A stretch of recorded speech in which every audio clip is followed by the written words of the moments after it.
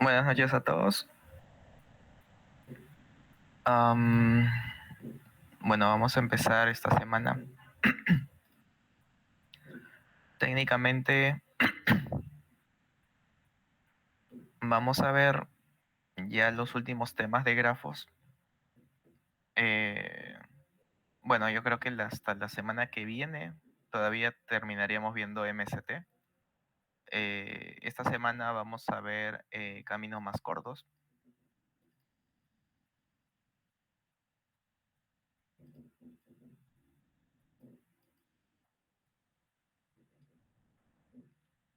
Así que, bueno, vamos a enfocarnos en tres algoritmos particularmente,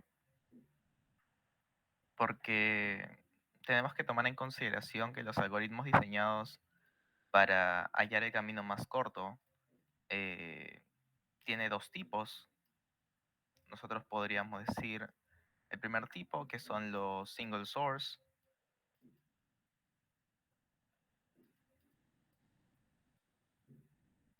que en pocas palabras tomamos una ubicación de referencia, o sea, un nodo. Tomamos un nodo de referencia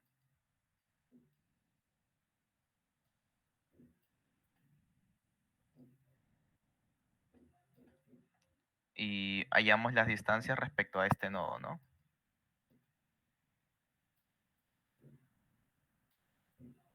Vamos a llamarle a camino más corto un SP, que es shortest path en inglés.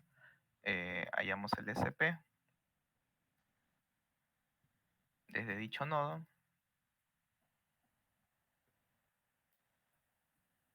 hacia los demás.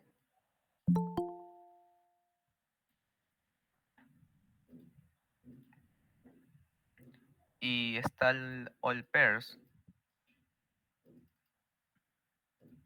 que este no toma un solo nodo como referencia, sino que calcula para todos los pares, porque justamente su nombre dice all pairs, ¿no?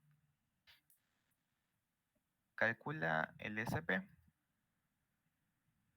entre cada par de nodos.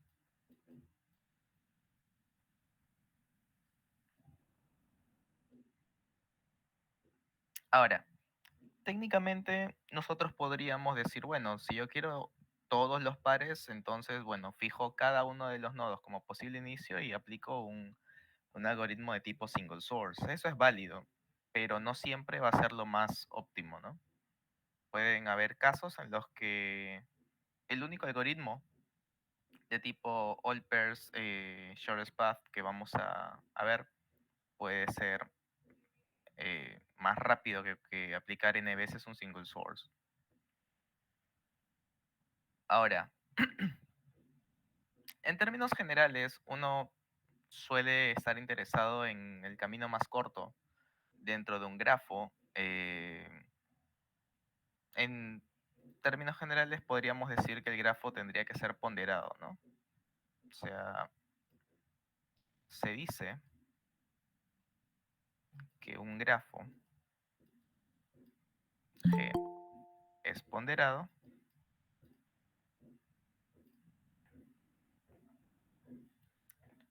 y bueno, G obviamente va a ser V, E, el par de vértices y aristas.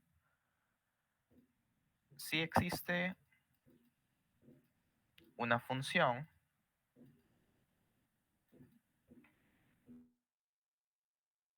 del conjunto de aristas hacia los reales, tal que W de la arista U, B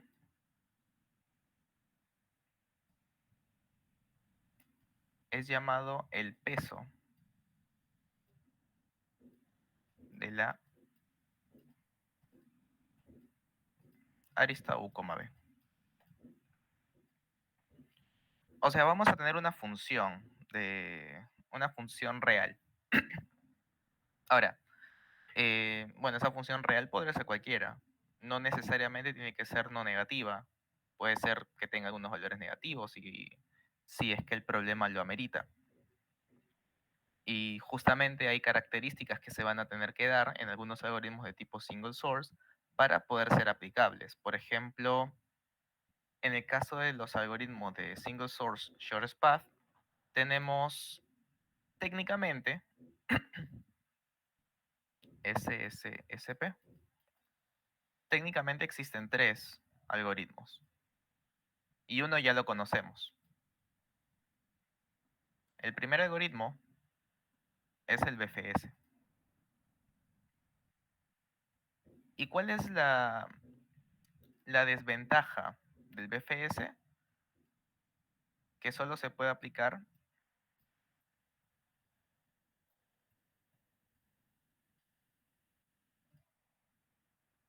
sobre grafos con peso igual a una constante o peso igual a cero.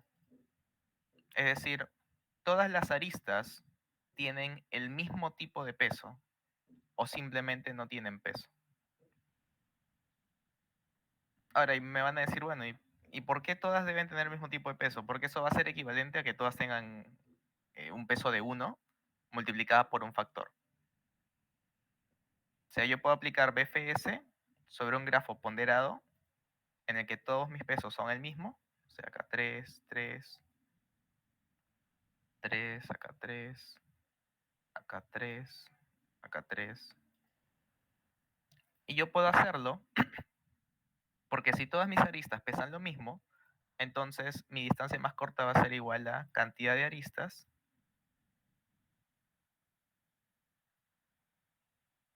multiplicado por esa constante.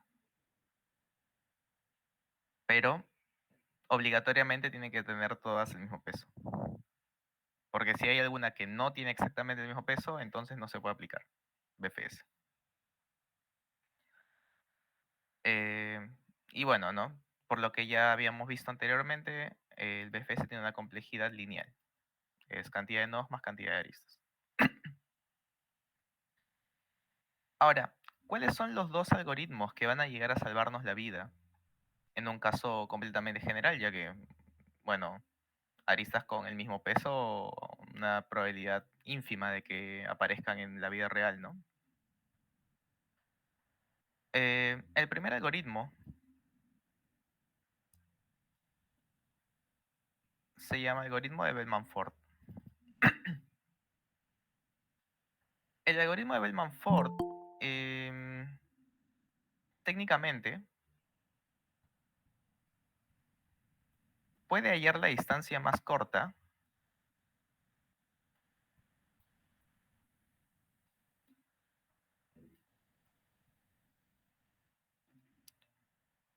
pero aplicando programación dinámica.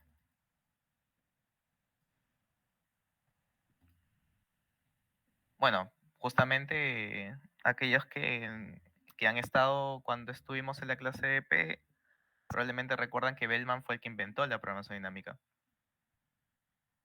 Em, y justamente uno de los algoritmos que le ayudó a diseñar fue este, ¿no? El algoritmo de Bellman-Ford. El algoritmo de Bellman-Ford es tan flexible que se puede aplicar sobre todo tipo de grafo. O sea, este no tiene ninguna restricción. Inclusive, te permite detectar, ayuda a detectar ciclos negativos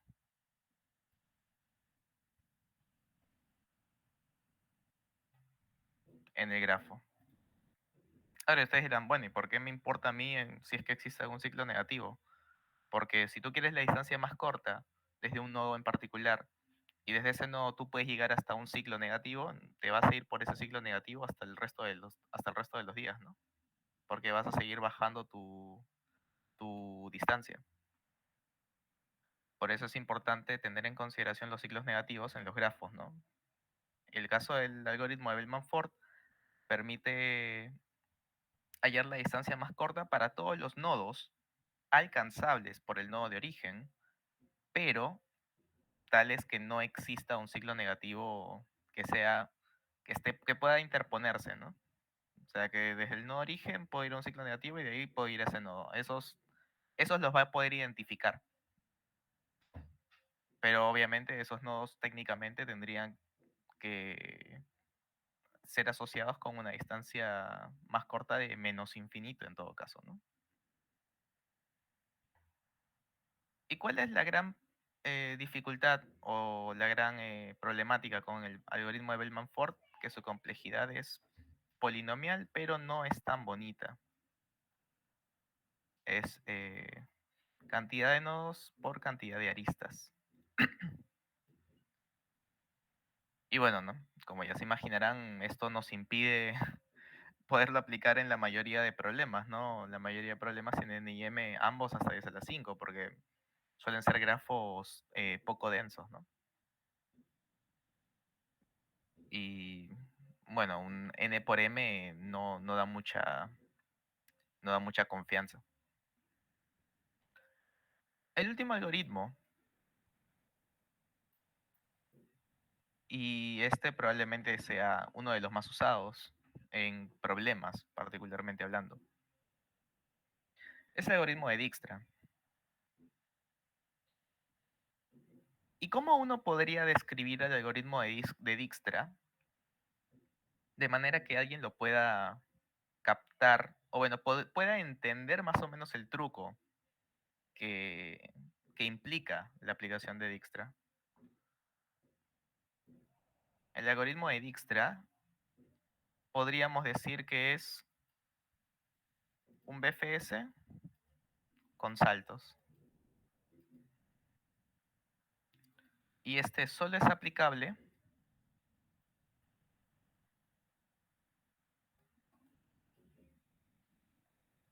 si no hay ciclos negativos.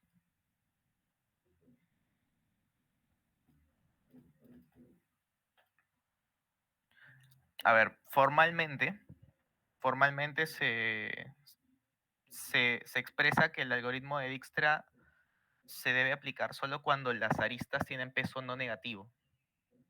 Pero se puede ejecutar el algoritmo de Dijkstra igual sobre grafos con aristas que tengan peso negativo. Pero si existe un ciclo negativo, el algoritmo de Dijkstra no va a funcionar.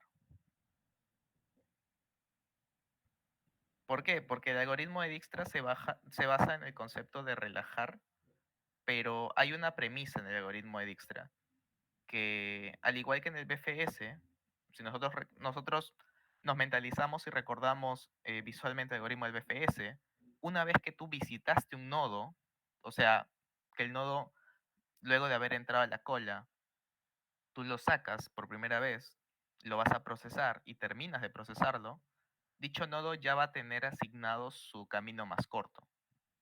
Esa es una invariante que se debe mantener a lo largo del algoritmo y de hecho es la razón por la cual el algoritmo funciona. En el caso del Dijkstra al ser un BFS con saltos, debe darse una misma condición. Si el nodo en cuestión, cuando lo sacas de la cola, no tiene asociada su distancia más corta, entonces no va a poder aplicarse bien. Porque si existe un ciclo negativo alcanzable por el nodo de origen, entonces vas a seguir agregando a la cola hasta el infinito. Así que en el caso del Dijkstra, que es incremental, que vamos agregando nodos a medida que vamos relajando las distancias, es decir, que hemos encontrado una distancia más corta que la que tenemos hasta ahora procesada, se puede ir a infinito, ¿no? Entonces, el caso del BFS no lo vamos a ver, ya que ya lo tenemos mapeado en las clases. Así que vamos a ver el algoritmo de Bellman-Ford, que puede ser medio aburrido, pero tiene algunas sutilezas.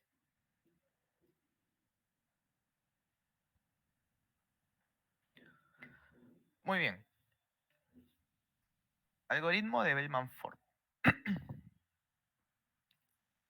Como justamente dije hace un rato, aplica programación dinámica para hallar el camino más corto.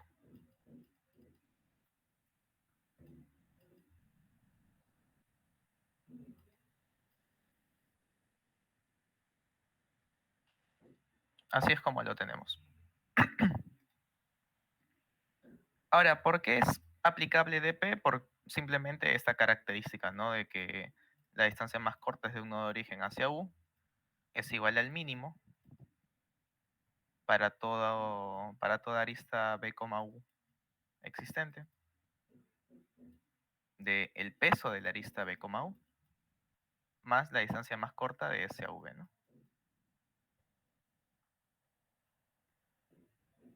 Y eso es una realidad. O sea, eso no es algo que se proponga ni nada. Eso es algo completamente estricto, ¿no?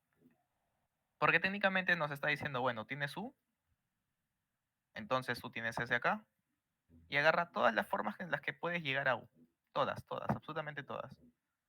Entonces, desde cada uno de estos posibles puntos mediante los cuales yo puedo llegar a U, y que incluso podría ser uno de estos puntos el mismo S, yo tengo esta arista como la última que voy a tener en mi camino, y le tengo que agregar algún camino de S a cada uno de estos nodos, ¿no?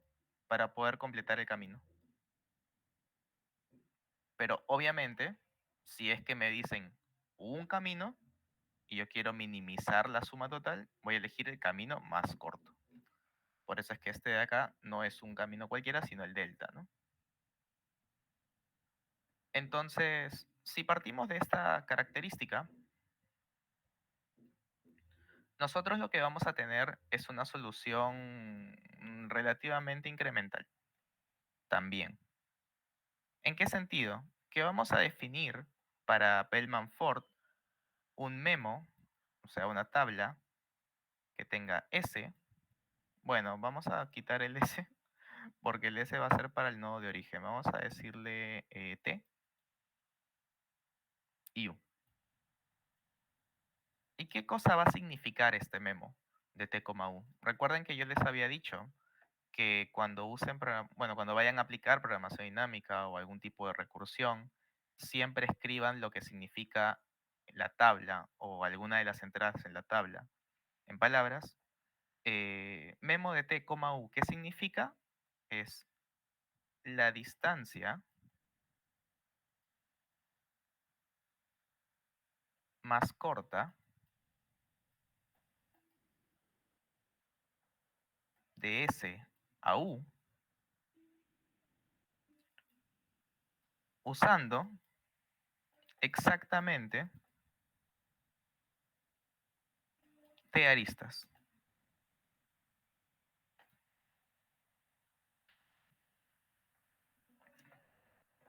Así es como vamos a definir la programación dinámica. Vamos a enfocarnos en la cantidad de aristas que tenga el camino y el nodo hacia el cual nos estamos dirigiendo.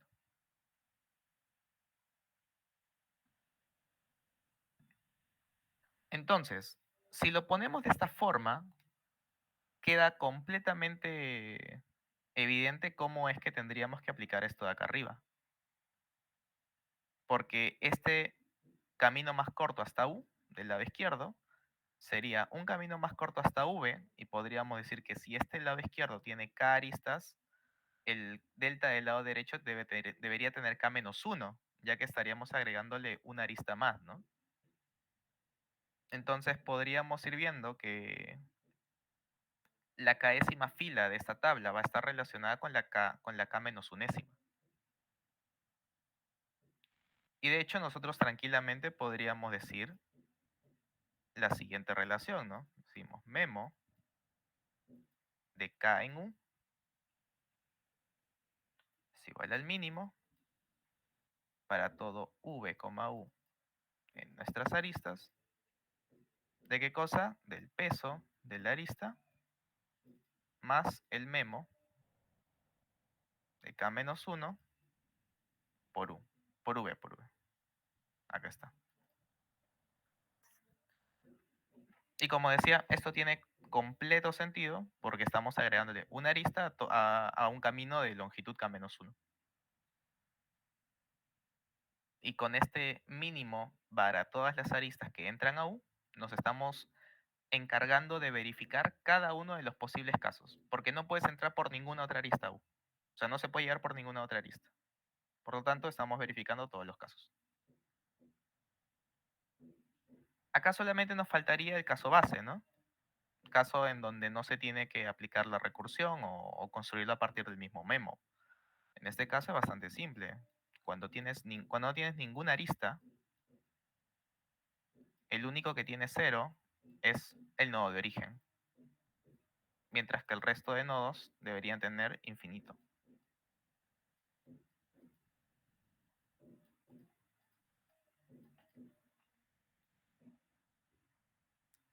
Entonces, por ahora sabemos rellenar el 10º nivel de la tabla, porque tenemos el nivel 0, podemos construir nivel 1, nivel 2, nivel 3, nivel 4, hasta donde queramos.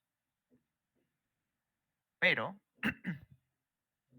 eso mismo es lo peligroso. Nosotros sabemos que podemos rellenar cuantas tablas, o bueno, cuantas filas querramos. Pero acá la pregunta es, ¿cuántas filas son verdaderamente necesarias?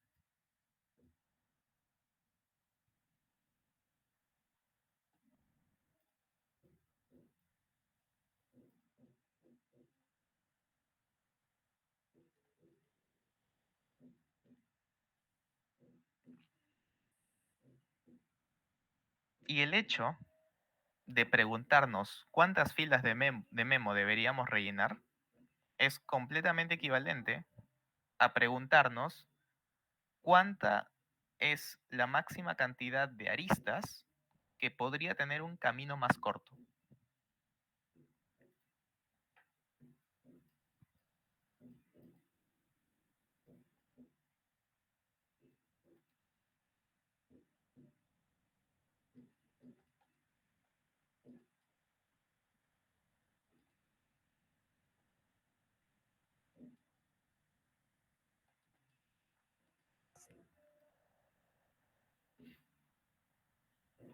Y esta quiero que la reflexionen ustedes mismos.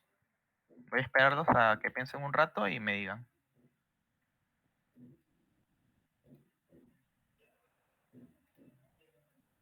¿Cuántas aristas como máximo tiene un camino más corto?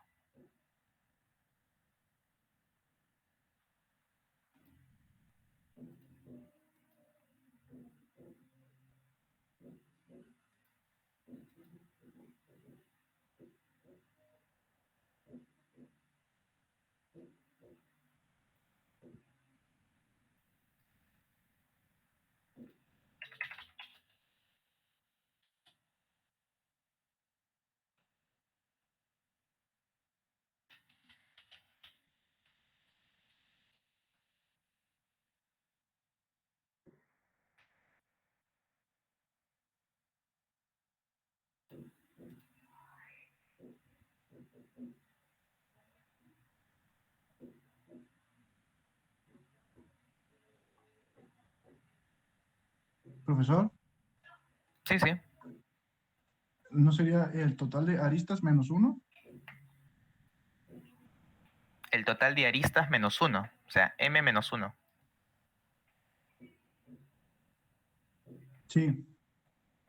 A ver, esa es una cota superior que está proponiendo Chris. ¿Qué comentan los demás? Vamos a ver las diferentes opiniones que puedan tener. M-1 es el candidato número 1. Vamos a ver si hay más candidatos o gana por unanimidad.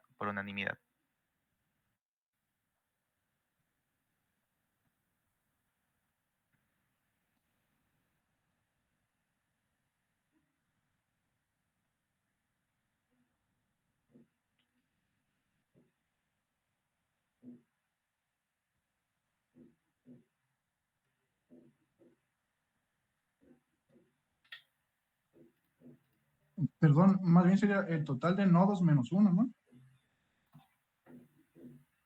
Ok, cambiamos el candidato entonces. Sí, el total de nodos menos uno. Ajá, exactamente. Me confundí con las palabras. Ok. El resto del salón comparte la idea de que a lo mucho el camino más corto debería tener n-1 aristas. ¿O alguien piensa que debería tener más? ¿O alguien piensa que debería tener menos?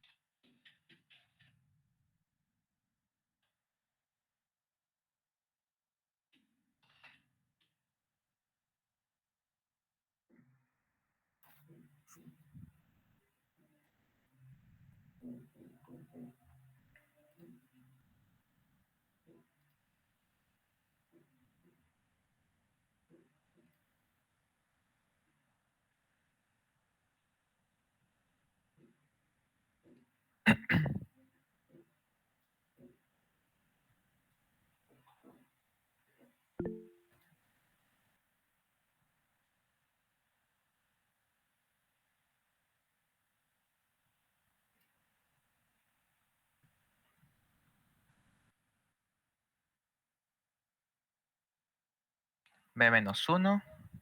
Entonces, creo que la mayoría podría estar de acuerdo en que es la cantidad de nodos menos 1, la máxima cantidad de aristas que puede tener un camino más corto, ¿verdad? Ok, eso es lo correcto. Un camino más corto va a tener a lo mucho n-1 aristas. Pero hay algunas restricciones que tenemos que considerar. Eh, en primera instancia, ¿por qué?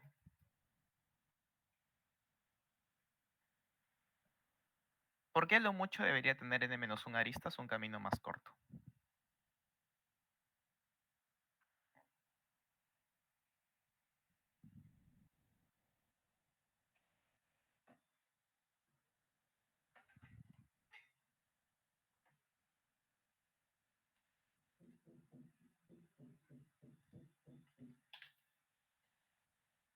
Profesor, Dígame. porque si tienen menos, no estarían conectados, ¿no? Todos los nodos. No necesariamente, Ok. porque yo puedo tener el nodo S acá y tener un grafo estrella, ¿no?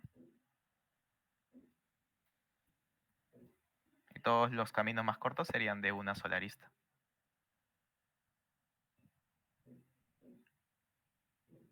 Acá Diego dice, porque con n aristas habríamos pasado al menos 2 veces por un vértice. ¿Y qué implica el haber pasado 2 veces por un vértice? O sea, nosotros tenemos que considerar que si tenemos al menos n aristas, vamos a tener definido el camino visitando al menos n más un nodos, ¿no? Porque recordemos que si nuestro camino tiene k aristas, cantidad de nodos que define dicho camino es k más 1. Y si tenemos n más un nodos, por principio del palomar, al menos uno se repite, ¿no? XX, así. ¿Pero qué implica que al menos un nodo se repita? Un ciclo, en efecto. Eso querría decir que nuestro camino sería más o menos así, ¿no? Y acá está el nodo S, y acá está el nodo U. Por lo tanto, la única manera en la que esto de acá pueda ser un camino más corto es que su peso sea estrictamente negativo. Porque si yo quito esto, tengo menos aristas. Y técnicamente, si el camino, si este ciclo pesara una cantidad no negativa, yo puedo quitar el ciclo y todavía sigue siendo un camino más corto. Porque o bien va a ser mejor, o bien va a ser exactamente igual. La única situación en la que esto falla es cuando el ciclo tiene peso negativo, en cuyo caso, si yo quito el ciclo, sí tengo una peor respuesta. Entonces, acá hay que tener en consideración eso, ¿no? ¿Cuál va a ser la conclusión a la que vamos a llegar? Es que un camino más corto hasta un nodo U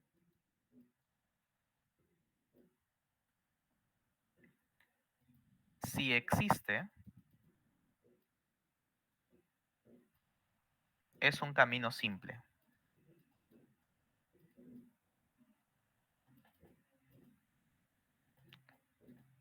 Por lo tanto, tiene a lo mucho n-1 aristas. ¿A qué me refiero con si existe? Porque justamente les había mencionado que si tienes un ciclo negativo, puedes pasarte infinitas veces por ese ciclo y vas a seguir mejorando tu respuesta en términos de hacerla más corta. Así que un camino que tiene longitud o, bueno, distancia menos infinito técnicamente no existe. Así que si es que no hay ningún ciclo negativo que sea alcanzable por el nodo S y luego dicho ciclo negativo alcance al nodo U, se tiene un camino simple como camino más corto. Y un camino simple, como no repite nodos, tiene lo mucho n-1 aristas. Y ahora la pregunta es, ¿qué utilidad nos va a dar esto para la resolución del problema como tal, ¿no? De hallar el camino más corto para todos los demás nodos desde uno, ¿no? Bueno, esto de por sí ya nos da la cantidad de iteraciones, o sea, la cantidad de filas que tendríamos que rellenar de la tabla memo. Eso es en una primera instancia. Y en una segunda instancia, tendríamos que decir algo como que, bueno, yo voy a agarrar y voy a ejecutar el siguiente algoritmo n-1 veces, ¿no? Algo como que extiendo n-1 veces, que esto es equivalente a calcular las primeras n-1 filas, ¿no?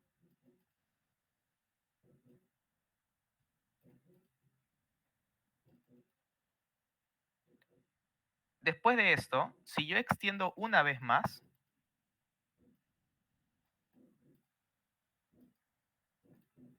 es decir que calculo la enésima fila,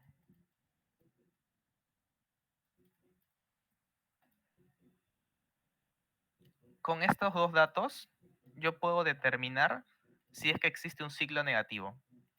Porque si de la n-unésima fila a la enésima fila hay al menos un nodo cuya distancia se ha reducido, quiere decir que hay un camino que técnicamente es la mejor respuesta hasta ahora y que tiene n aristas. Aproximadamente. Porque en realidad deberíamos ejecutar n veces más o n-1 veces más. Pero vamos a ver después una forma en la que nos vas a ejecutar una sola vez. Entonces, si yo calculo la n-unésima fila y luego intento calcular la enésima, n más unésima, así hasta la 2n menos 2ésima, y si en alguna de las siguientes n-1 iteraciones se reduce la distancia de alguno de los nodos, hay un ciclo negativo. O sea, acá sería n-1 veces, ¿no? n-1 veces es para la versión original del algoritmo.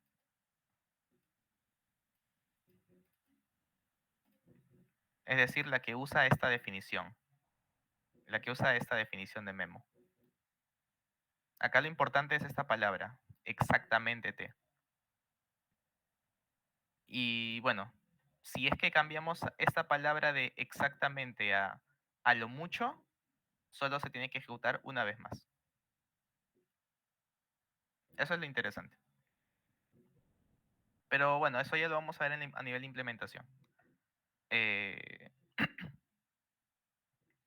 entonces, ya tenemos cómo rellenar la tabla, ya sabemos las dimensiones de la tabla, y ya sabemos cuántas veces tenemos que iterar. Técnicamente va a ser algo como for s desde 1 hasta n-1. Decimos rellenar fila s, ¿no? Y que si nos damos bien cuenta, la fila S la rellenamos en tiempo o de cantidad de aristas. Porque en vez de estar iterando para cada U todas las aristas que llegan hacia U, simplemente itero sobre todas las aristas y actualizo hacia donde llega la arista que en cuestión. Así que tendríamos O de n por m.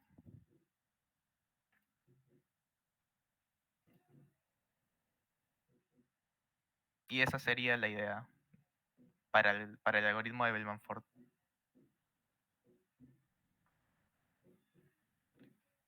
¿Hay algo que no haya quedado claro? ¿O que quieran que repita?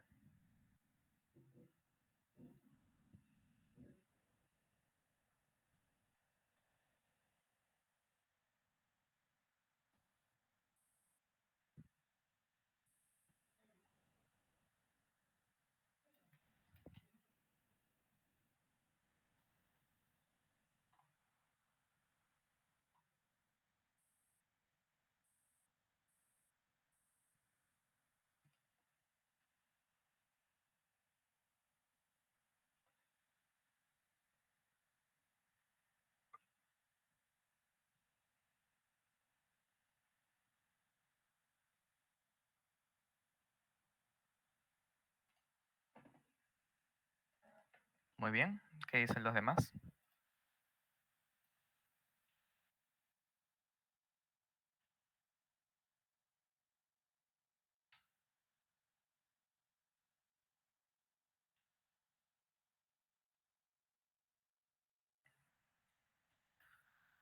Muy bien. Entonces, yo creo que podríamos pasar a una implementación relativamente sencilla. Si no recuerdo mal, creo que tengo acá justo el problema de tipo toy. Para esto, déjenme primero setear el contest. Que dura un mes.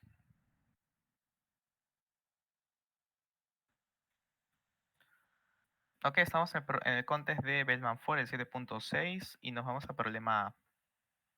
Ese va a ser el problema que vamos a resolver como implementación base del algoritmo. Que bueno, técnicamente es exactamente lo que nos dice, ¿no? Nos va a dar la cantidad de nodos, cantidad de aristas y el nodo origen. Indexación en 0, ojo ahí. Nos dicen que no hay múltiples aristas y bueno, no, los pesos están hasta 10 a la 4. Y acá nos dice, si existe un ciclo negativo que puede ser alcanzable desde el nodo R, dice que imprimamos ciclo negativo. En caso contrario, debemos imprimir n líneas, donde la yésima debe tener el peso del camino más corto del nodo de origen hacia dicho nodo o inf si es que no existe ningún camino. Entonces acá nos va a obligar a identificar si existe un ciclo negativo o no, y después recién a calcular el tema de las distancias más cortas. Para nuestra suerte, el algoritmo de Manford calcula las distancias más cortas y también identifica si es que existe un ciclo negativo. Así que vamos allá. Bueno, no, uno tendría que empezar por la lectura de los datos. Esta parte, por lo general, la hago sin explicar nada, ya que es leer datos. Darle S porque me gusta más la idea de que se llame S que se llame R. Para este S en realidad es solamente para rellenar información. Vamos a poner acá DDN. ¿Cuántos nodos eran? A lo mucho 1000. El algoritmo de Bellman-Ford es uno de los pocos algoritmos en los que las aristas se van a guardar como ternas de origen, destino y peso. Es una de las pocas. A ver, el grafo es dirigido, me parece. Sí, si no te dicen que no es dirigido, uno asume que es dirigido.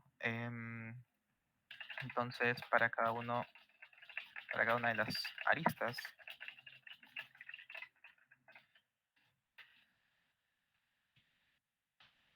debería leer edges en placeback vw. Ahora sí. Vamos a decir primero if Bellman-Ford. Bueno, vamos a ponerlo en minúscula. Bellman-Ford es el nodo S. Vamos a imprimir algo. Es más, yo podría decir si no Bellman-Ford, imprimo de frente negative cycle y return 0, porque vamos a dar true si el Bellman-Ford no ha hallado algún ciclo negativo, y vamos a dar false en caso que sí lo haya encontrado. Y en caso contrario tendríamos que iterar, ¿no? Para cada uno de estos valores. Vamos a decir lo siguiente. Si DDI es igual a -1, imprimimos inf. En caso contrario, imprimimos de sub. Ahí está. Eso es únicamente el esquema, ¿no? de la solución que deberíamos calcular con el Bellman-Ford. Ahora vamos a la implementación del Bellman-Ford propiamente dicho. Vamos a asignarle una distancia de -1 a todos los nodos inicialmente, ya que ninguno es alcanzable. DDSRC es igual a 0. Entonces nos vamos desde 1 hasta n-1 y vamos a ir haciendo una relajación. ¿Qué cosa es una relajación? Bueno, una relajación es cuando agarras una arista y te das cuenta de que la distancia del nodo de destino es estrictamente mayor que la distancia del nodo de origen más el peso. Es decir, estás hallando un camino que es más corto que el que tenemos hasta ahora. Un caso especial es si esto se da, ¿no? Si db es igual a menos 1. Y otro caso especial es si d de u es igual a menos 1, porque si no hay camino hacia u, definitivamente esta arista no va a poder ser usada. Así que, bueno, después de esto asignamos el peso y nada más. Luego de esta iteración, o sea, luego de toda esta ejecución, técnicamente deberíamos tener procesados todos los caminos de menor distancia hacia el nodo U en DDU con, con a lo mucho n-1 aristas. ¿Por qué? Porque acá estamos cambiando la definición de DDU, es la mínima distancia de SRC a U, usando una cantidad menor o igual que cada aristas en la késima iteración, ¿no? Así. Y el hecho de que estemos usando menor o igual que cada aristas es lo que me permite reciclar el arreglo, ¿no? Porque si nosotros hubiésemos pensado exactamente igual acá, entonces hubiésemos tenido que definir un arreglo de tamaño, cantidad de nodos por cantidad de nodos. Porque no podríamos usar el mismo arreglo en cada iteración. Tendríamos que rellenar un arreglo diferente, ya que tendrían que significar cosas diferentes. En este caso, como tenemos menor o igual, sabemos que la respuesta va a ser el mínimo entre el k-1, o sea, d de k-1 en u, o cualquiera de los caminos de longitud k. Como el d de k-1u ya está asignado al valor actual, simplemente voy minimizando con los nuevos caminos que voy encontrando. Eso es lo interesante, ¿no? Que al final solamente necesitamos esta cantidad de memoria. No necesitamos n por n. Entonces, hemos rellenado, o bueno, hemos hecho esta iteración y vamos a hacer una última iteración que es para verificar si es que existe algún camino, algún ciclo negativo, ¿no? Entonces, for auto en edges, uvw, i, si ddv es igual a menos 1 continuo. Ahora, si ddb es igual a menos 1 o ddb es mayor que ddu más w, acá devuelvo false, porque no es válido. Hemos encontrado un ciclo negativo alcanzable por el nodo origen.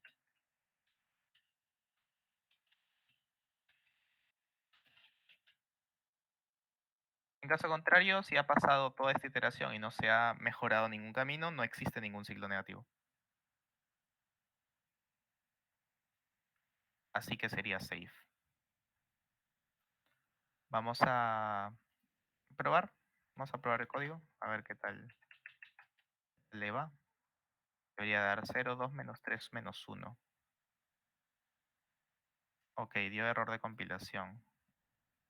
Ah, es que no había definido el S.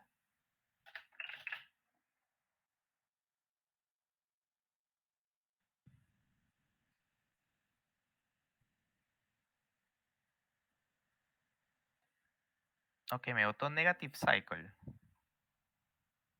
Eso no se ve tan bien.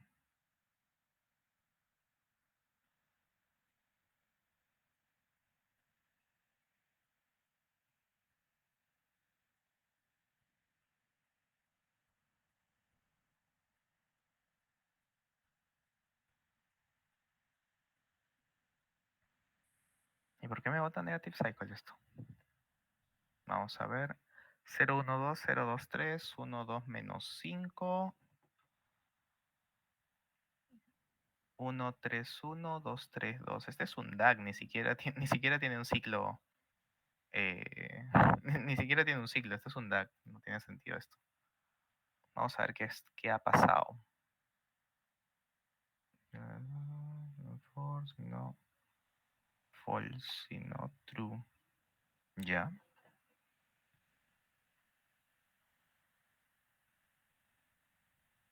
DDV es igual a menos 1, mando continuo. Si DDV es igual a menos 1, quiere decir que no ha sido hallado ningún camino todavía. O DDV es estrictamente mayor que U más W. Le asigno, ¿no? Ya. A ver, ¿y por qué está relajándome acá? Vamos a identificar cuál es la pareja de nodos que está relajando valores.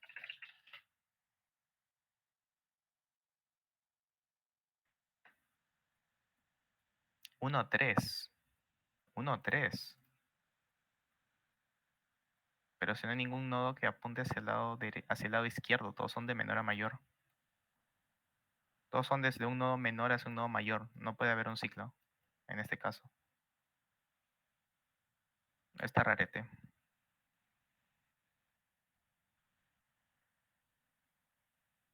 Vamos a ver la lectura. Debería estar todo bien. Al menos en términos de lectura está bien. CRC. Vamos a poner acá Laxing. Node B. U. With DDU más W.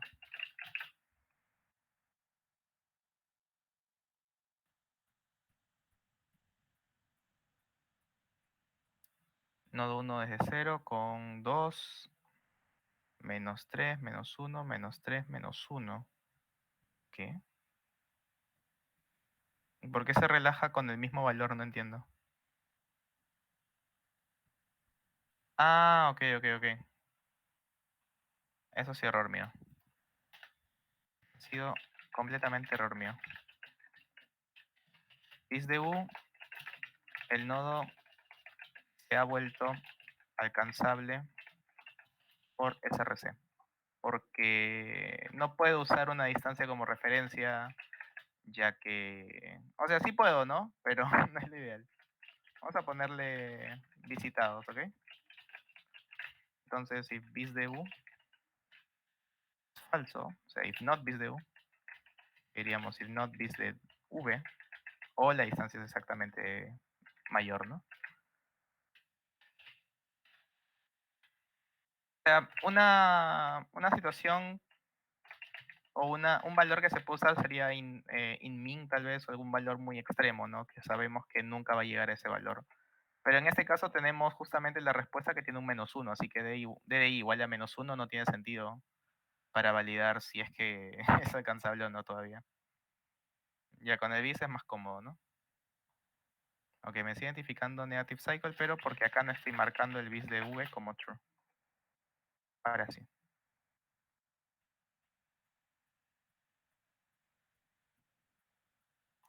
Ok. Bueno, acá es if not bis de I.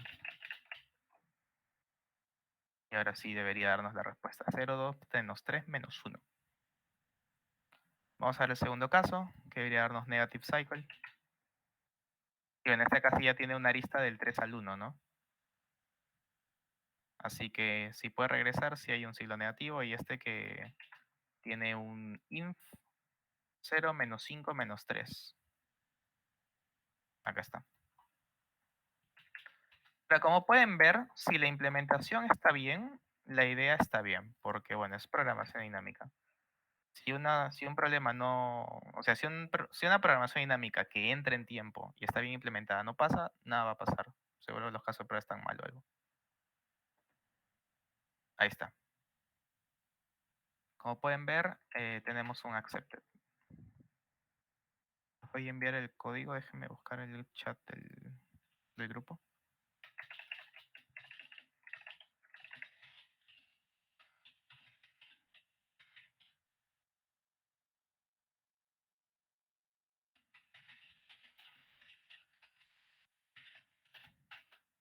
Ahí está.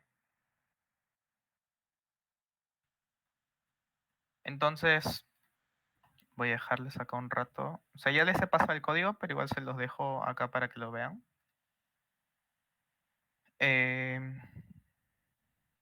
Les voy a dar un rato para que revisen y si es que alguien tiene alguna duda o algo por el estilo, lo puede decir, ¿no? No hay problema. Y de ahí pasamos a algoritmo de Dijkstra.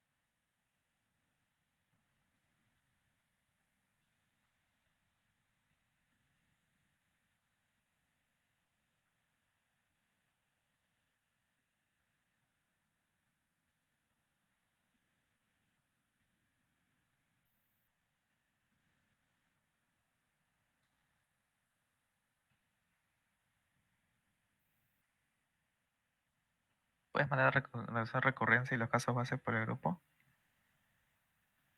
Los pongo en el mismo código entonces, porque el grupo se van a perder, así que mejor acá.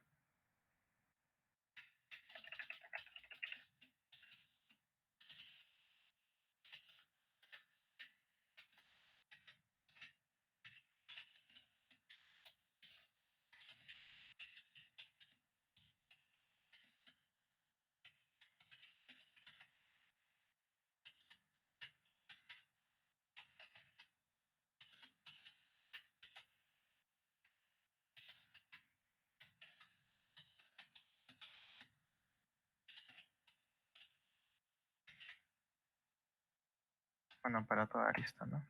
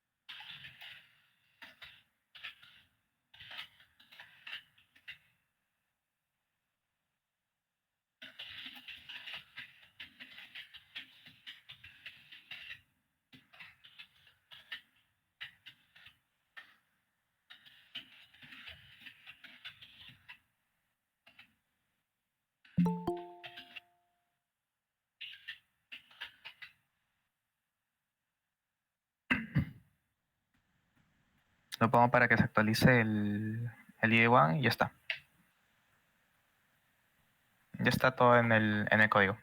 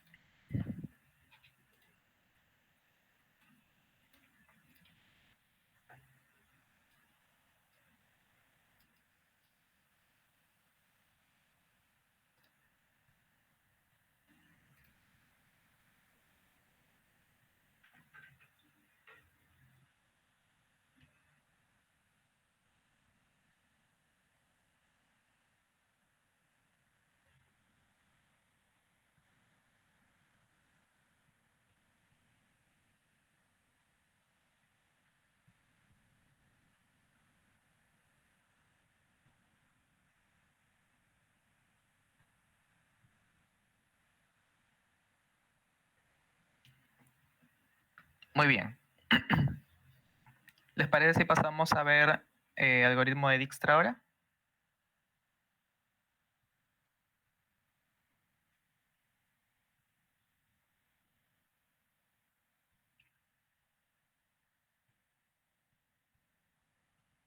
Bueno,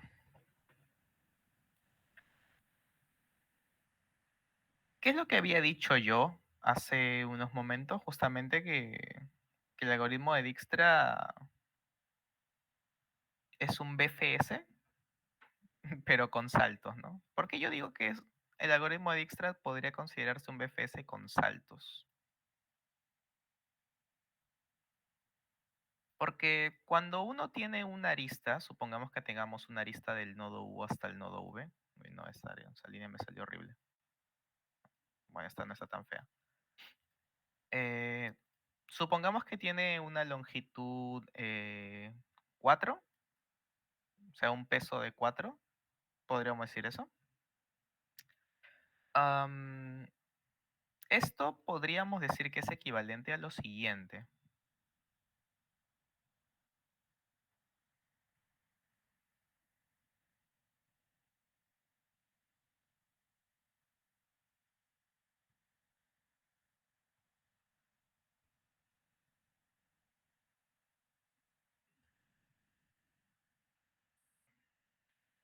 Podríamos como que escribir nodos ficticios de manera que esa distancia que se tiene pueda ser representada por múltiples aristas de longitud sola, que tengan longitud igual a 1, ¿no? Solamente por temas teóricos vamos a asumir que los pesos de las aristas son no negativos, ¿ok?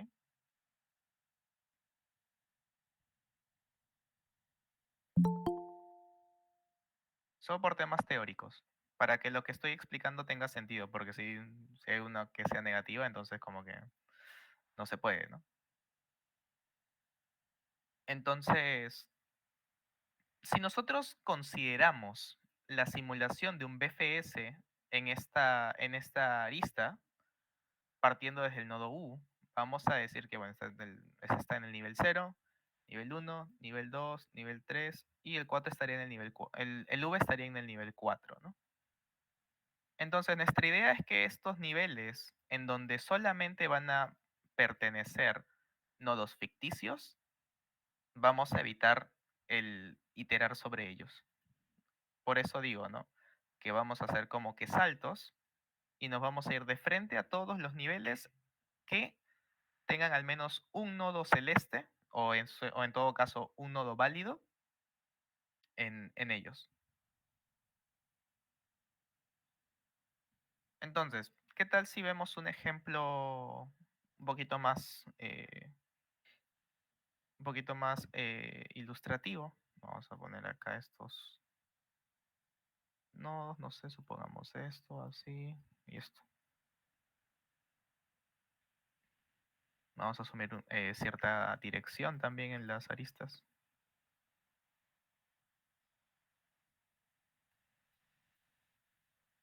Algo así. Y bueno, los pesos los voy a asignar aleatoriamente en función de lo que se me ocurra.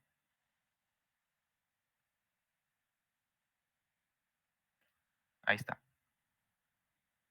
Bueno, en un grafo dirigido y acíclico es relativamente más cómodo poder hallar las distancias más cortas, ¿no? Ya que podemos definir un orden topológico y podemos aplicar programación dinámica para hallar el camino más corto, ¿no? Porque las aristas siempre van de un lado hacia otro, nunca regresan.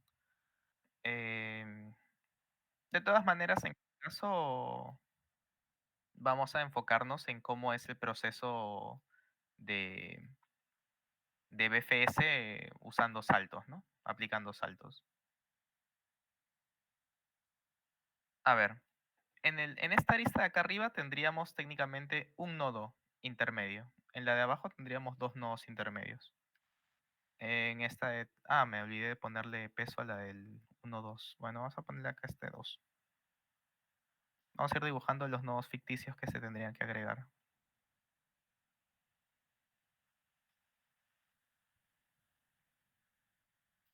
Ahí está. Entonces, bueno, empezamos nivel cero, que es el nodo origen, ¿no? Nivel cero, nodo origen. Después de ello, ¿qué tenemos? Nivel uno, que tenemos este nodo ficticio de acá y este nodo ficticio de acá. Nivel uno. Nivel 2 tenemos el nodo uno y este nodo ficticio de acá. Nivel 3 tenemos al nodo 3, tenemos a este nodo ficticio de acá y a este nodo ficticio de acá. Nivel 4 tenemos al nodo 2, este nodo ficticio de acá arriba y el número 6. Nivel 5, este nodo ficticio de acá es el único y este nodo ficticio de acá también. Nivel 6, tenemos al 4, tenemos a este nodo ficticio de acá. Nivel 7, tenemos al nodo 5 y este nodo ficticio de acá. Nivel 8, hubiésemos tenido al 5, pero ya ha sido visitado, por lo tanto tenemos solamente este nodo ficticio. Nivel 9, nivel 10 y nivel 11. Técnicamente, si nosotros estuviéramos ejecutando un BFS, construyendo el grafo con los nodos ficticios, tendríamos justamente una ejecución como esta, ¿no? Tendríamos que el nodo origen tiene distancia 0, nodo 1 tiene distancia 2, nodo 2 tiene distancia 4, 3, 3, 4, 6, 5, 7, 6, 4 y 7, 11. Así serían las distancias. Pero nosotros nos vamos a dar cuenta de que el saltearnos los niveles que no tienen ningún nodo, ningún nodo que no sea ficticio, o sea, bueno, ningún nodo real, en ellos, lo único que va a implicar es que nosotros tomemos la arista, la sumemos, o sea, demos el salto directamente al nodo, y de todos los saltos que se han dado, tomemos siempre el de menor longitud, porque técnicamente a ese llegaría primero el BFS, ¿no? Entonces podríamos decir, aplicamos todos los saltos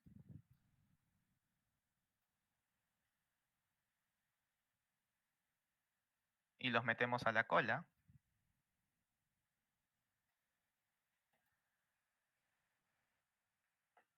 Y el segundo es, sacamos el salto más corto, o bueno, la distancia más corta en realidad, porque el salto más corto no es, ¿no? El salto podríamos, o bueno, cualquiera podría interpretar que es la distancia de la arista, no. Sería el de menor distancia, ¿no? El de menor distancia o nivel aún no visitado.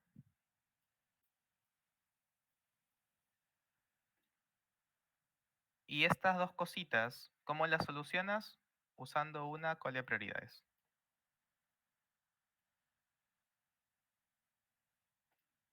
particularmente una de mínimos, ¿no?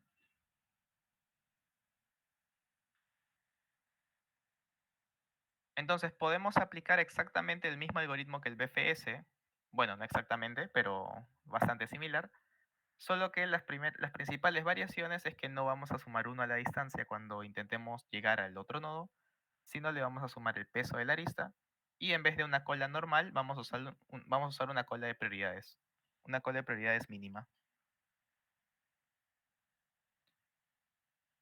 Entonces, esto es en lo que consiste el algoritmo de Dijkstra.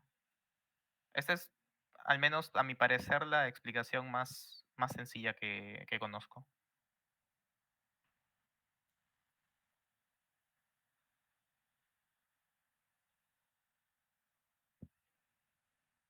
Entonces, ¿queda clara la idea del algoritmo de Dijkstra?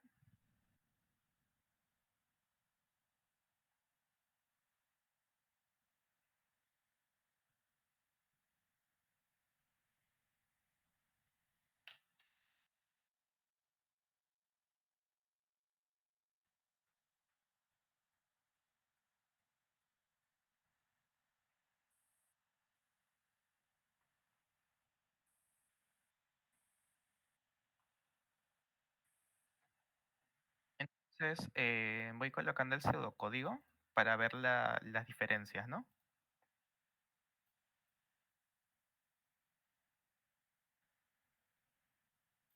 BFS y Dijkstra.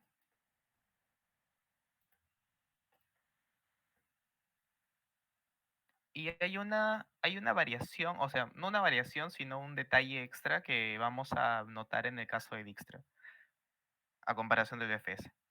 Bueno, el BFS, ¿qué cosa hace? Bueno, decimos d de i es igual a infinito para todo i.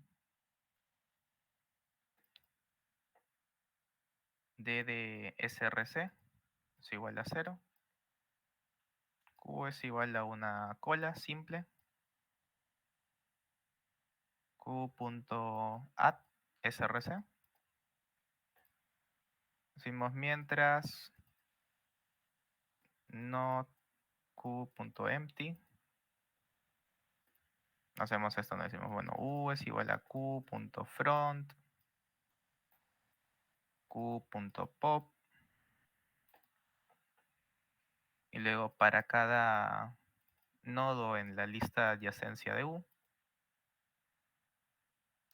decimos if ddb es mayor que ddu más 1,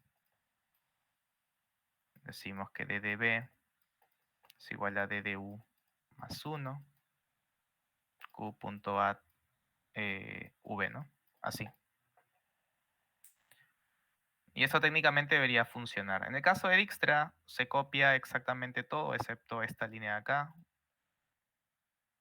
Y acá sería Q es igual a min priority Q, ¿no?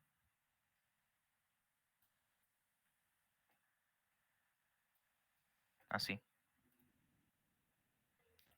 Y también va a cambiar la manera en la que se maneja la cola como tal, porque a la cola, al menos en términos implementativos, porque esto ya es más orientado a la implementación, no tanto al concepto del algoritmo, es 0 con src, ¿no?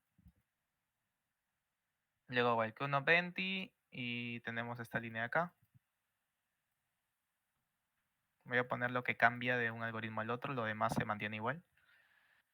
Vamos a decir que d, u es igual a q.top, q.pop, así, y acá va a cambiar esto. Bueno, acá va a cambiar todas estas líneas, ¿no? Decimos for, acá decimos v, w en la lista de adyacencia de u, porque en este caso vamos a asumir que vamos a guardar pares en la lista de adyacencia, que son el nodo de destino y el peso. Decimos if ddb es mayor que ddu más w. Decimos ddb es igual a ddu más w. Y obviamente q.add ddb, b, ¿no? Así. Acá hay un pequeño detalle y eso lo voy a poner de color celeste. Y va a ir acá. Tendremos que verificar algo como que if u not visited, uy, ¿por qué puse ese? Not visited, o en todo caso sería al revés, ¿no? Déjame borrarlo mejor, más rápido. Sería if u is visited, continue. ¿Y por qué pongo que si u ha sido visitado, le debemos mandar un continue? Porque en el caso del BFS, la cantidad de veces que un nodo se va a agregar a la cola es a lo mucho una. Porque como las distancias son de tamaño 1, simplemente si llegaste una vez, cualquier otro que intente llegar va a llegar al mismo tiempo o después del tiempo que ya tienes asignado. Por lo tanto, no te va a mejorar la distancia. Cosa que no sucede en el caso de Dijkstra. En el caso de Dijkstra, como las longitudes de las aristas van a ser variables, sí puede agregarse, o sea, se te puede agregar más de una vez a la cola de prioridades y de todas esas veces, solo nos interesa la que tiene menor distancia, ya que cualquiera de las posteriores no va a mejorar la respuesta que podría mejorar la que tiene menor distancia. Así que una vez que ya hayamos visitado un nodo, en el caso del Dijkstra, no lo vamos a tomar en cuenta ni una vez más al momento en que querramos hallar los nuevos caminos, ¿no? O sea, para el for v, w en la lista de adyacencia, eso ya no se va a ejecutar.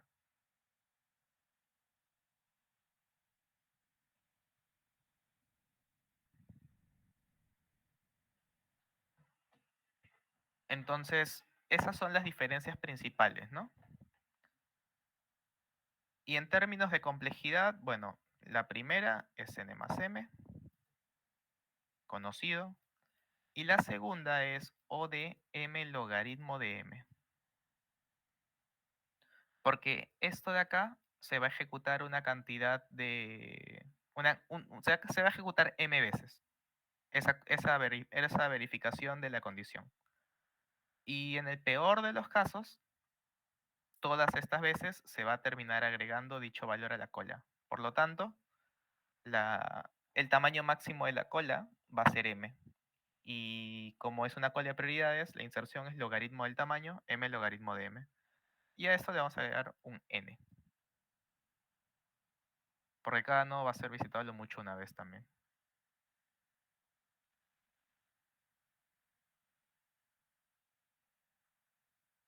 Entonces, hasta acá quedan claras las diferencias entre los dos algoritmos, al menos en términos de implementación.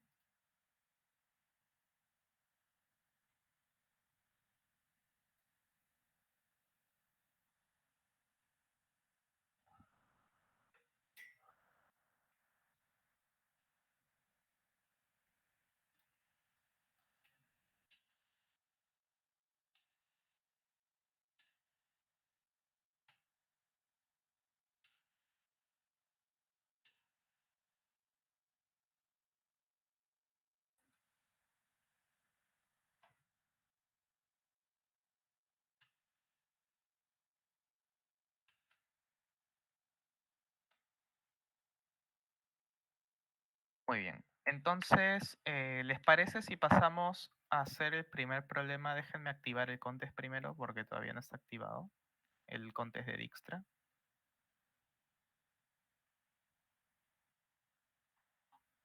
Déjenme activarlo.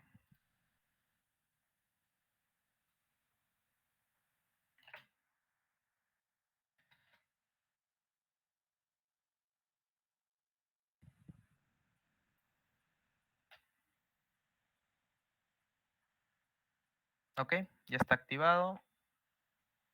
Contest 7.7, algoritmo de Dijkstra, problema A, que es básicamente la implementación de Dijkstra, ¿no? Como tal.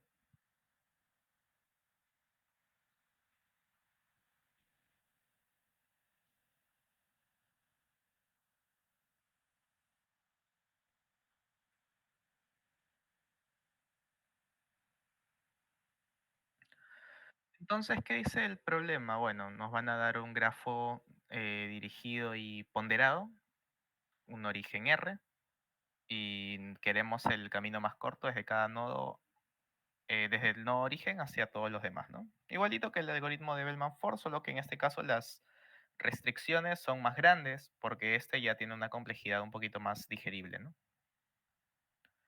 Y bueno, no, también se mantiene la propiedad de que las aristas tienen peso no negativo. Eso es lo importante. Eso es lo que permite que el Dijkstra pueda ser aplicado, porque si no, no debería poderse. Ok. Bueno, se lee nodos aristas igual que el Manford. Dice garantiza que no hay múltiples aristas, así que bueno, vamos a por ello.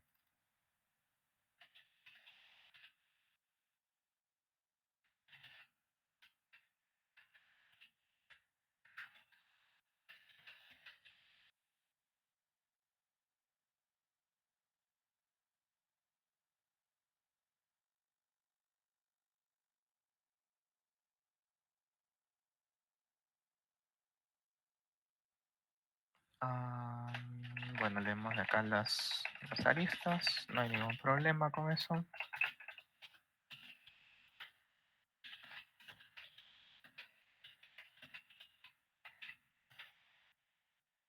Y en este caso vamos a agregar, ¿no? Coma W, como habíamos dicho, mantener los pares. Bueno, cantidad máxima de nodos, 10 a la 5. Bueno, este es un pair en realidad, ¿no?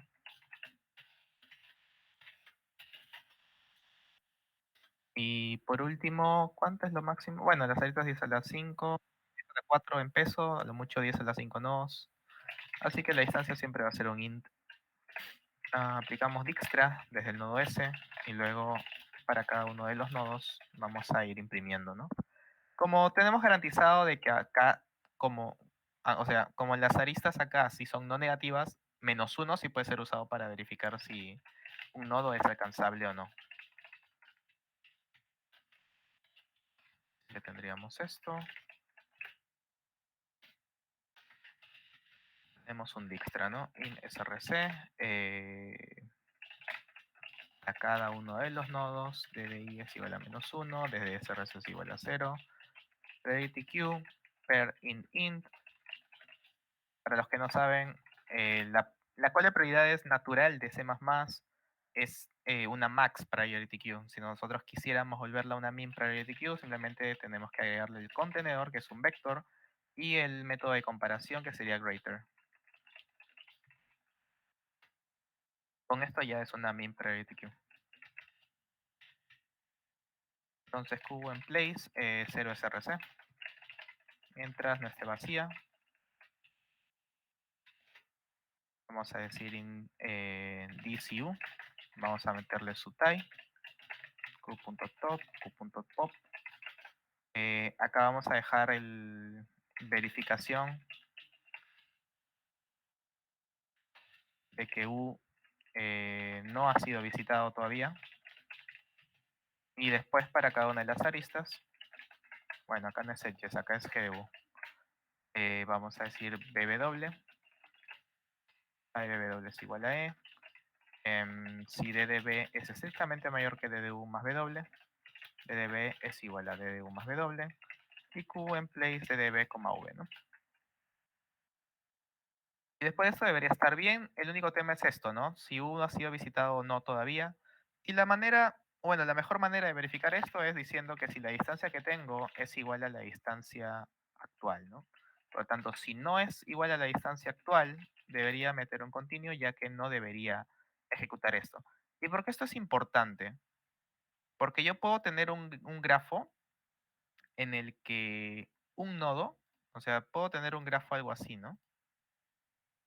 En el que mi nodo origen, o sea, mi nodo origen que tenga varias aristas hacia estos nodos así, o sea, varios nodos, y que por alguna razón el orden justo haya coincidido en que sean así 1, 2, 3, así hasta un K, y que luego estos apunten a uno mismo, pero que sea al revés más bien, ¿no? Que sea K más 1, que este tenga K, que este tenga K menos 1 y así. Creo que es al revés, ¿no? Creo que sería K más 2, K más 1 y así, pero que siempre se relaje.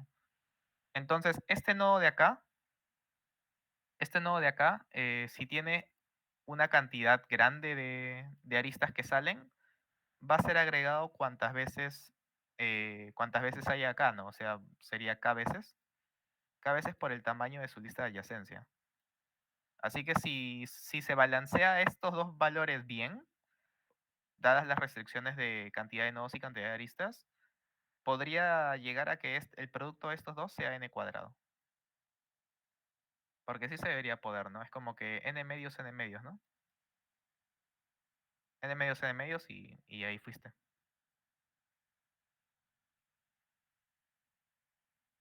Y se da un n cuadrado entre 4, ¿no? Pero bueno, ese entre 4 no va a ayudar de mucho si el n es 10 a la 5. Entonces, por eso es importante esta verificación de acá, esta validación. Es más, ustedes pueden definir, o bueno, determinar si un problema en el que se tenga que usar Dijkstra tiene casos fuertes, por si les pasa sin usar esta validación. Si el problema les pasa sin usar esta validación, no tiene buenos casos. Pero si no les pasa, entonces podríamos decir que tiene casos decentes como mínimo. Entonces, vamos a ver. El primer caso, 0, 1, 3, 4 debería dar como respuestas. Todos son alcanzables.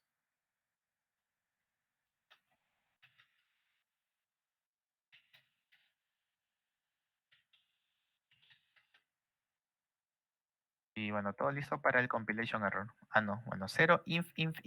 Ok. Y bueno, no, acá es una situación muy natural, ya que tenía que decir si era -1 o mayor.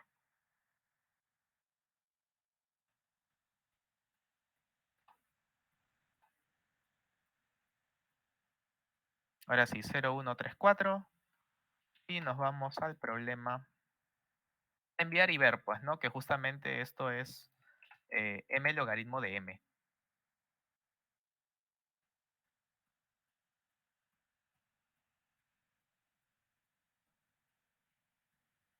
Acá está, 311 milisegundos.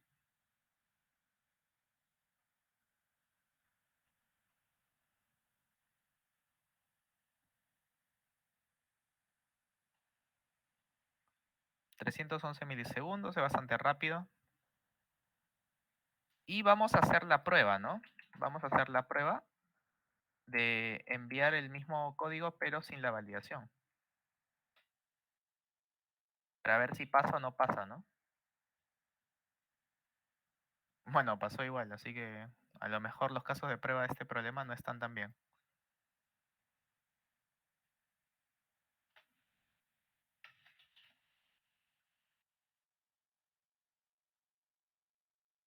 Pero, a ver, algún caso tendría que bajar de uno en uno, ¿no? O sea...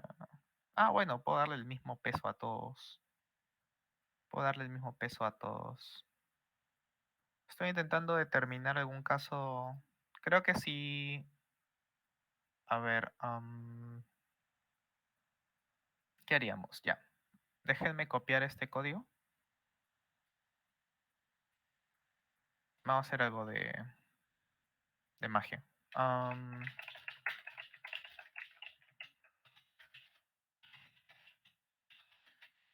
Bueno, creo yo que podría ser algo así.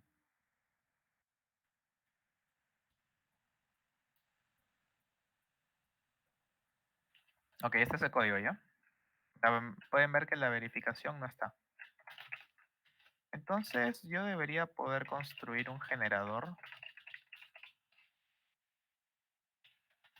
que sea... que pueda matarme esta solución.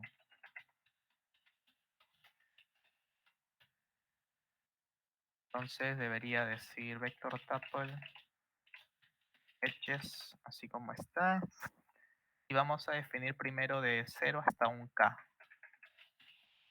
Const int k y vamos a ponerle n entre 3. O sea, técnicamente va a ser algo un poco diferente, ¿no? No es tanto como n entre 3, porque es algo como acá hay un nodo, luego tienes acá k nodos, luego tienes acá otro nodo y luego tienes acá k nodos, algo así. Entonces sería 2k más 2. 2k más 2 tendría que ser igual a la cantidad de nodos. 2k más 2 igual a la cantidad de nodos. Entonces, sí debería estar bien esto. La cantidad de aristas va a ser pequeña. Así que menos 2 entre 2. Entonces, ¿qué hacemos? Que, bueno, vamos a agregar una arista desde el 1 hasta acá. Placeback 0 y 1. Todas de peso 1, para que sea más cómodo. Y después de esto, vamos a agregar desde la arista K hasta la arista... No, desde la arista 1 hasta la arista K también.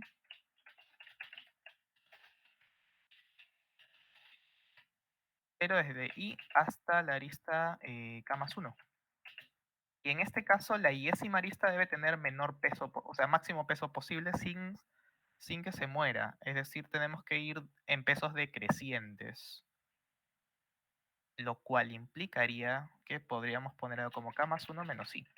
Sí. Después de esto, bueno, podemos decir que desde K más 2 y menor o igual que 2 por K más 2, no, 2 por K más 1. Edges en placeback. Claro, eso tiene sentido. Sería K más 1 y bueno, hasta acá le podemos poner cualquier peso. Entonces diríamos 2K más 2 punto size. Y luego de esto imprimimos todas esas aristas en ese orden, ¿eh?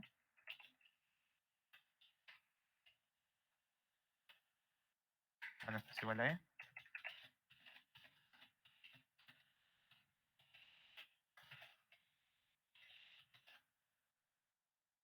Ese tendría que ser un caso de prueba fuerte, creo, para este problema en particular. Y como pueden ver, no es tan complicado de generar, ¿no?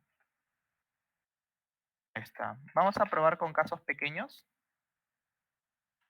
Vamos a poner un caso con K igual a 5, por ejemplo, para que lo pueda poner en el... Acá está, 1215, ahí está. Para poder poner en el Graph Editor del CS Academy, que es una de las bondades que nos da el CS Academy, que uno puede usar el Graph Editor para dibujar los grafos. Son muchos nodos. Vamos a bajarle a 4, creo.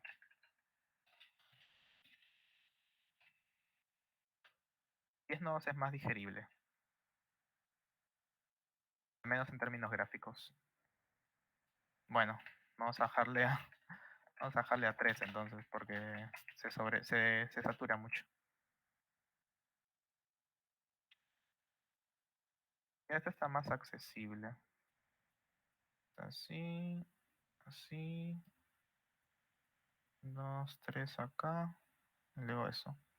¿What? ¿Y por qué el 8 apunta al 9? Ah, lol. Esto no va. Algo así sería, ¿no?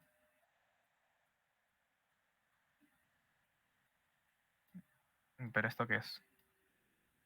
Bueno, ¿qué importa?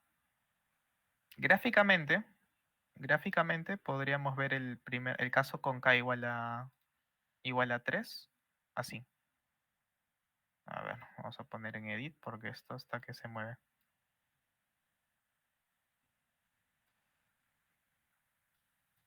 Algo así. Entonces, ¿qué va a pasar en el Dijkstra? Vamos a agregar el 0, luego el 0 va a agregar al 2, va a agregar al 1, va a agregar al 3, el 2 va a agregar al 4, después el 1 va a agregar al 4, pero ojo, a que el 2 lo va a agregar con peso... No, esto es al revés. Primero va a ir el 1, porque tiene que ser menor. Y si en peso son iguales, entonces en distancia, en valor, tiene que ser menor. O sea, se puede editar, ¿no? Le puedo poner la arista del 0 al 2 con 2, del 0 al 3 con 3 y luego irles bajando, ¿no? Pero no lo quiero hacer ahorita. Entonces, el 4 va a ser agregado por esos 3 nodos de manera consecutiva y este 4 va a ejecutar, o bueno, va a visitar toda su lista de adyacencia todas esas veces si es que no hacemos la validación, ¿no? Porque la primera va a tener peso 4, la segunda peso 3, la siguiente peso 2. Así que siempre se va a dar una relajación. Por lo tanto, el peso va a ser actualizado y se va a agregar el nodo a la cola. Entonces, si regresamos a la terminal, y esta vez ya pensando en poner un K igual a n-2 medios, vamos a poner tle case, vamos a ejecutar main,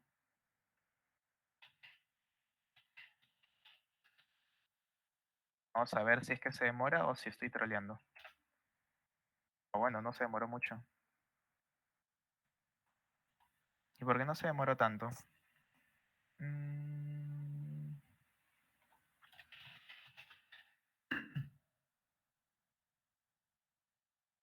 Porque el main debería estar bien. O bueno, este de acá. Esto debería Debería validarlo. Ah, bueno, no estoy seguro, pero bueno, acá vamos a ponerle un valor muy grande para que no agregue ninguno de los del lado más a la derecha antes. Es más, nosotros podemos ponerle acá, como dije, acá el i. Y con esto, por ejemplo, estaríamos volviendo todo K más 1, ¿no? Con esto emparejamos todo, pero aparte de eso queremos agregarle algo más, así que tendría que ser dos veces esto. El primero para que todos se vean iguales y el segundo ya para que se vuelva decreciente.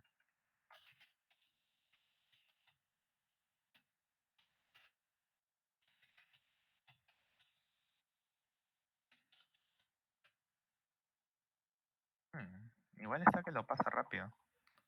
Ah, no, esperen. ¿Por qué está que bota inf todo? No debería botarme inf.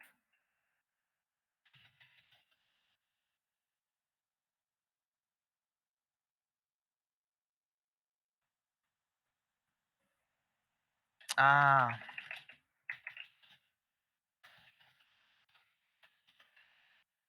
me había olvidado de poner el no origen, que es 0. Ahora sí.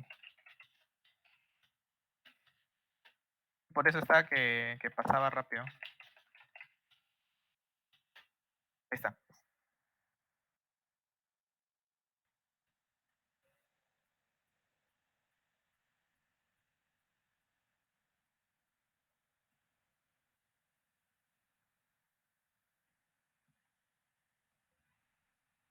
Como pueden ver, se está demorando la vida.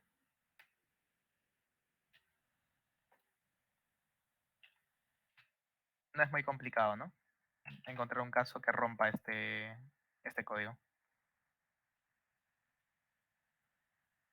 Es más, voy a aprovechar y voy a buscar ese problema para agregarle ese caso en el polígono. Para tenerlo ya fortalecido. Porque si no, luego la gente usa códigos que no debería. Y Dramón.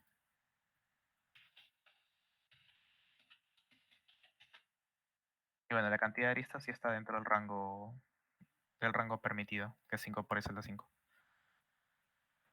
Vamos a agregar este caso en el polygon testing, ¿no? Esto no lo van a ver ustedes porque, bueno, no tienen por qué ver el polygon.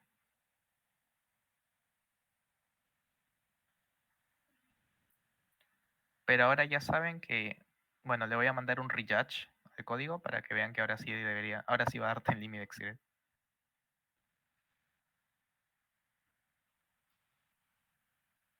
¿Hasta acá alguna consulta?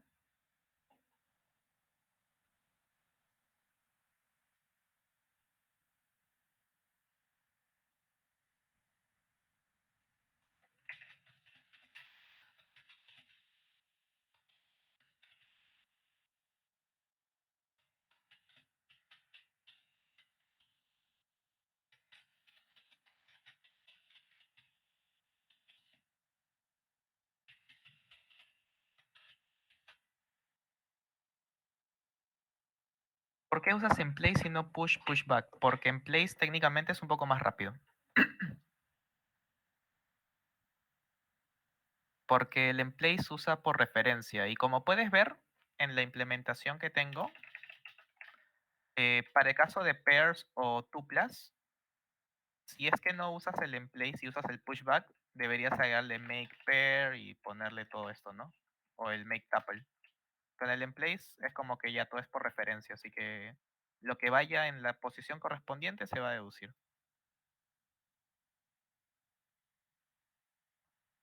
Déjenme hacer este edit y de ahí respondo a la otra pregunta que vi. Ok, ya está esto. ¿Fue el problema para llegar al caso de prueba tienes que hacer CM o más, creo? No, no, no, no. Es que este problema, o sea, la mayoría de los problemas en los trainings que tenemos los he subido yo a Polygon. Para subir un problema a Polygon basta con que tengas cuenta. Y lo creas un mashup, un contest mashup en el gym, o sea, te vas allí en mashup, create new mashup, y ahí los puedes agregar desde Polygon. No es necesario ningún rango para poder usar Polygon, ¿ah? Lo único sí es que debes tener la fuerza de voluntad, porque muchas personas no les gusta usar Polygon. Porque hay que ser completamente sinceros, Polygon no es tan intuitivo. La curva de aprendizaje es un poquito, es bastante empinada. Sin embargo, una vez que lo aprendes, es como que, bueno, es bastante cómodo, porque te da bastantes herramientas para setear problemas. Vamos a hablar de Riyadh para ver que la primera sí va a pasar y la segunda no va a pasar. ¿Se imagina que ahora ninguna de las dos pase?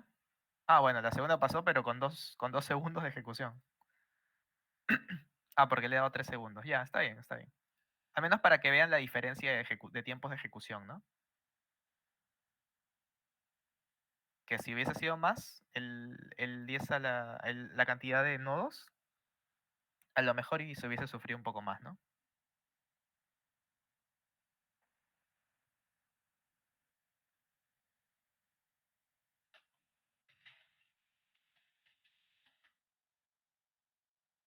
¿Alguna otra pregunta?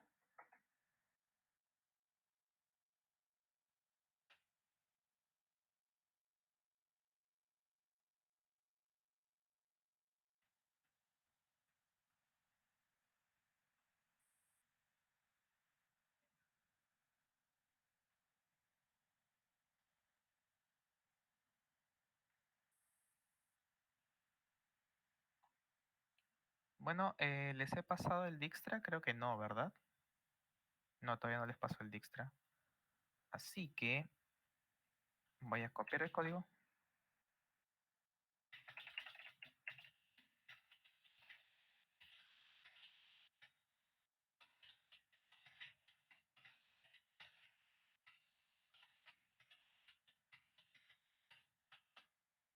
Ahí está. Solamente para los interesados que quieran probar, voy a copiar el código del generador del caso de prueba fuerte, por si en algún momento llegan a necesitar casos de prueba fuertes para algún problema de Dijkstra.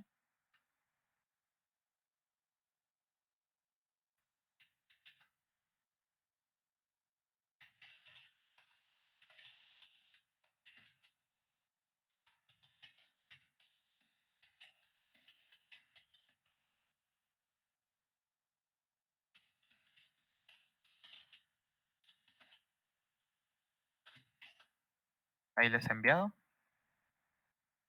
Y eso principalmente. Recuerden que los dos contes están en marcha, el de Dijkstra y el de Bellman Ford.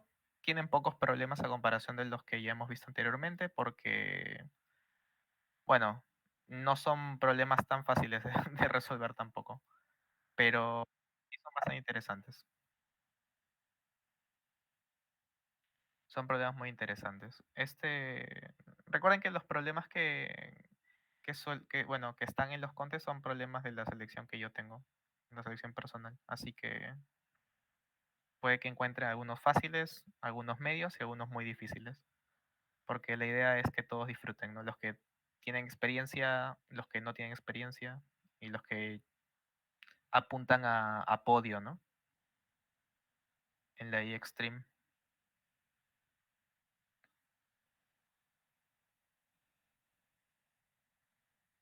¿Algo más que mencionar? Me parece que no. Me parece que no. Bueno, creo que los que ya estaban desde un inicio saben que voy a ser yo judge en la Extreme que viene. Voy a proponer un problema y también he estado testeando uno más que, que me pasó Jeremy, que es el coordinador del Extreme de este año. Así que vamos a ver si le sale el problema que yo proponga. Aunque desde ya voy dando un spoiler de que es no es una técnica muy difícil de entender, pero sí es una aplicación un poquito fastidiosa de pensar. Bueno, como me caracteriza, creo yo. Muy bien, para darle fin a la clase voy a pasar lista. No sé si los que han sido incorporados hoy día, o bueno, a partir de hoy, ya están en la lista. sea, sé de uno, pero no sé si han agregado a todos los demás. Sí, sí, se han agregado a todos los demás. Aunque bueno, han copiado. Han copiado su lista de asistencia. Ya, perfecto. Entonces, vamos a llenar clase 20. Eh, Bellman Ford y Dijkstra. Algoritmos de Bellman Ford y Dijkstra. Vamos a hacer lo que siempre hacemos.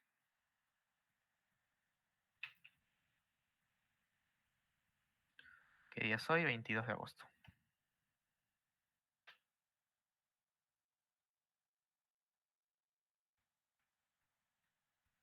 Levanten la mano en el Meet para identificar.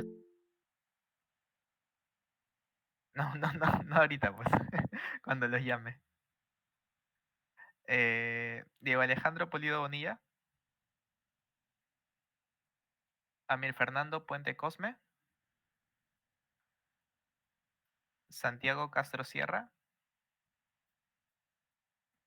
Aldo José Félix Maigua. Gabriel Campelo Formiga. Vladimir César Palacios Pérez. Cristian Eduardo Santamaría López. Alex Fabián Traves Vaca. Tony Enríquez Tuguamán Dávila. Carlos Walter Corrales Yucra. Hans Ibarra Quispe. Víctor Alejandro García Vargas. Sofía Castellanos Mosquera.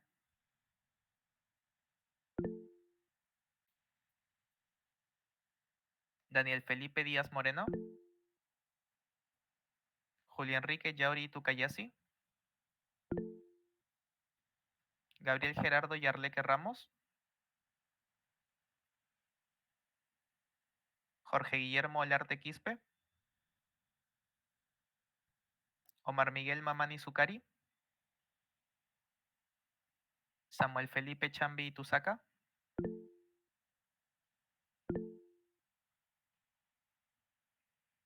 José Manuel Rabichagua Marín.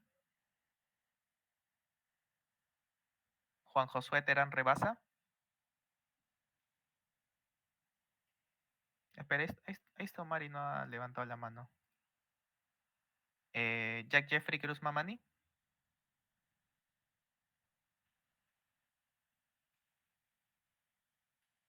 Sebastián Joshua Quispe Condori.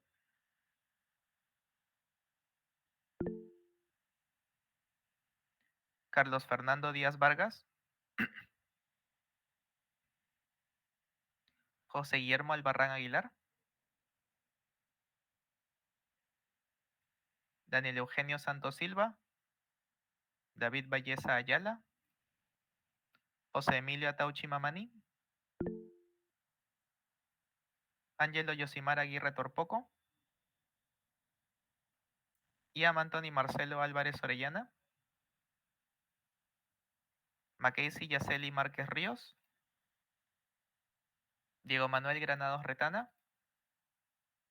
Daniel Granados Retana. Yelosca Isabel Chávez Paredes. Justino Ferro Álvarez. Cristian Rojas Anaya.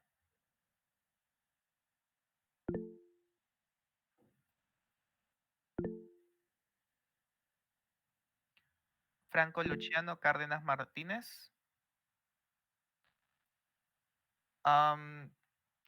¿Luciano se pronuncia como CH o como C? Como lo hizo usted, está bien, Luciano. Ok. Aldair Valentino Quispe Gutiérrez. Javier Tenorio Camacho. Juan Manuel Soto Vegaso. John Alex Centeno Corimanya. Diego Alonso Guamani Luque.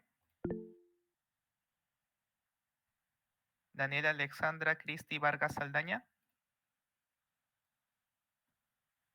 Nicolás Esteban Cárdenas Cortés. Ahí está. Muy bien. Recuerden que en el grupo de WhatsApp, en la descripción están todos los enlaces de interés. La clase la voy a subir apenas pueda, o sea, de acá a una media hora probablemente. Eh, y bueno, mañana nos toca ver algoritmo de Floyd-Warshall y a lo mejor resolvemos unos cuantos problemas de caminos más cortos, ya que Floyd-Warshall es relativamente rápido. Vamos a ver exponenciación de matrices. Bueno, en realidad va a ser como una especie de multiplicación de matrices, pero con diferentes operadores para caminos más cortos entre todos los pares y luego ya llegamos al Floyd-Warshall y después lo que sobre ya resolvemos problemas. Si no hay nada más que decir, nos vemos el día de mañana a la misma hora. Pueden ir en paz.